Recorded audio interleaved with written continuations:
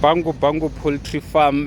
Today I just want to share my experience in the small scale farming, but my farming is based on poultry, which I do different type of breeds in my small space.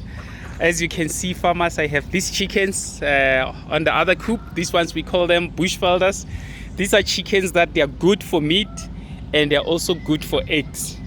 But then my business model is that I don't sell the eggs of these chickens for consumptions. I sell the eggs of these chickens for farmers that they want to produce these similar breeds to increase their stock. As you can see here, farmers, this is one coop that I just make a mixture of different breeds. There's Kalneck, there's Ayami, there's Bushvelder, there's Silky, and there's also Turkey. So on this space, it's where then I get chickens that are still very young to move into the other coops with the bigger ones so that they can grow. And once they become matured, then I'm able to move them to the coops that they will be able to breed. Then in this space, I just put the roosters. As you remember, farmers, now it's the breeding season. It came to the end. Then it's always best that you take the roosters away from the hens, because what happened is that during the breeding season, the hens, they'll lose a lot of their feathers.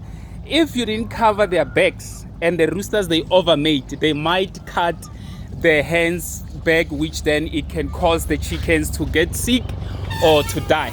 But what I've experienced in the past years is that once the chickens, their head in the back, they lose appetite from eating the feed. They lose appetite from also laying, which then they'll kind of just sit in their own space. Then they don't eat. Then at the end, then they'll die.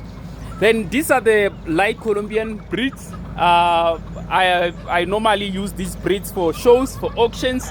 A lot of farmers in South Africa, they love these breeds.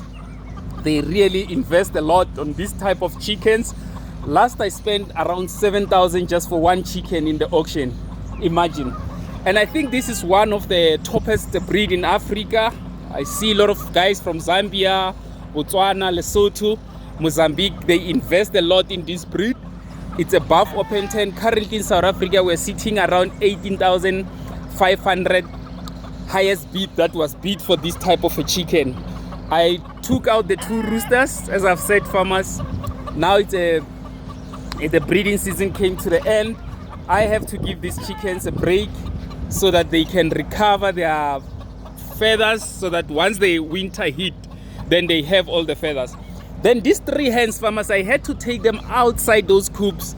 Also this Ayami Sinam, which has got a black meat inside and outside, because they were sitting on eggs, and if they sit on eggs, they might also motivate the other chickens to also sit on eggs, which then it might hamper the business, because of we focus more on selling the chicks and eggs, which then the eggs of these chickens, we use an incubator to incubate the eggs. Then we sell the chicks to the different farmers in Africa. And if you look on this coop, guys, I have the chicken called Silver Lace One Dot. These are most American breeds, very best layers. You'll see that I didn't take out the rooster because they still have more feathers.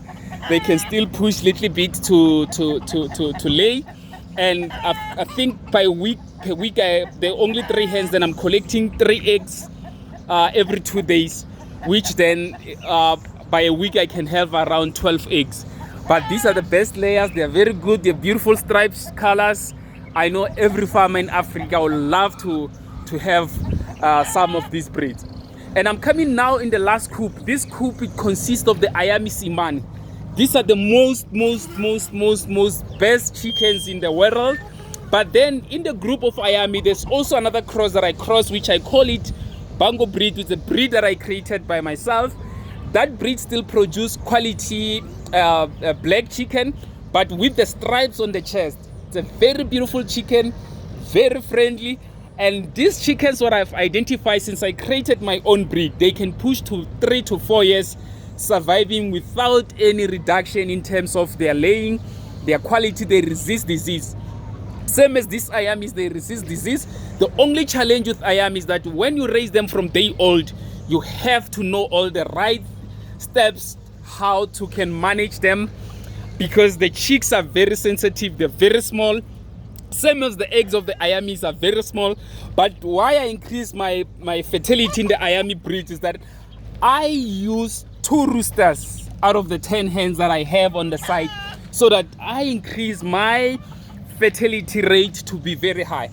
I sell one of these eggs 70 rand, the day-old chicks 250. Farmers, I can tell you, this is the one of the most best breed to invest in.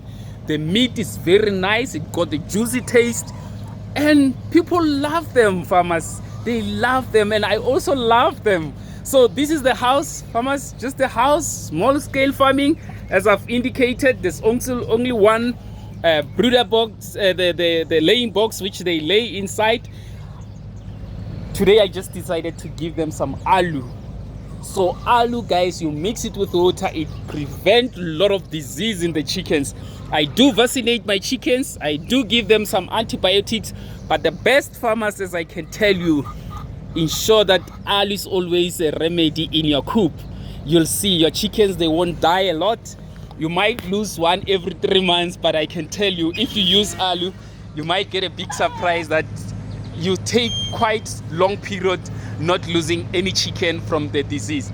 So farmers, I just want to share my experience in the small scale farming. These chickens, they've been so good to me, and I love farming. This is Paul Ephraim Bango Poultry Farm. Thanks, farmers. Please subscribe into my channel, subscribe to my page, because I'm still going to share more with you about the exotic breeds, about the special breeds, about the free range that we do in South Africa. And I also have my page on Facebook, Bango Poultry South Africa, which a lot of farmers also in Africa and other parts of the world, they are following on that page to share the network, how they also manage their breeds. And farmers, as I've indicated, subscribe on my page. There's still more to come. I'm going also one day to share the structure of my coops, and also the whole plan of how I've put this nice plan together to breed and produce more than 1,000 chicks every 12 months. Happy farming. Thank you. Cheers. Cheers.